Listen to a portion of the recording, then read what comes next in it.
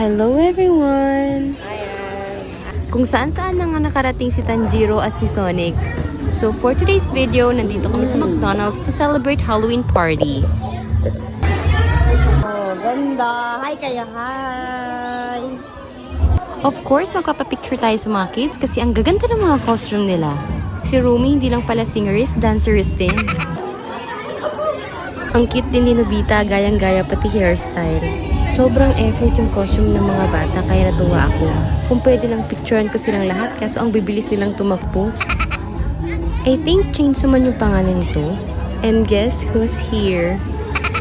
Siguro in good terms na sila ni Ronald. And dito sa part na to, magsa-start na yung mga games.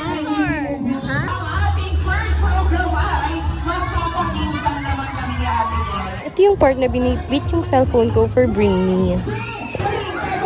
Hindi namin kailangan ng cellphone charger, kailangan namin. Wala pa ako sinabi ko! Wala pa!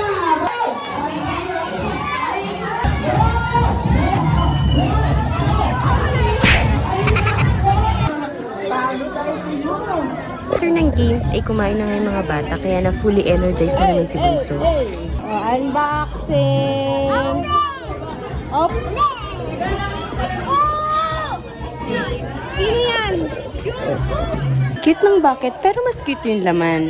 Sa mga BTS lover, rare daw si Jungkook. So please, huwag kayo maingit sa mga anak ko.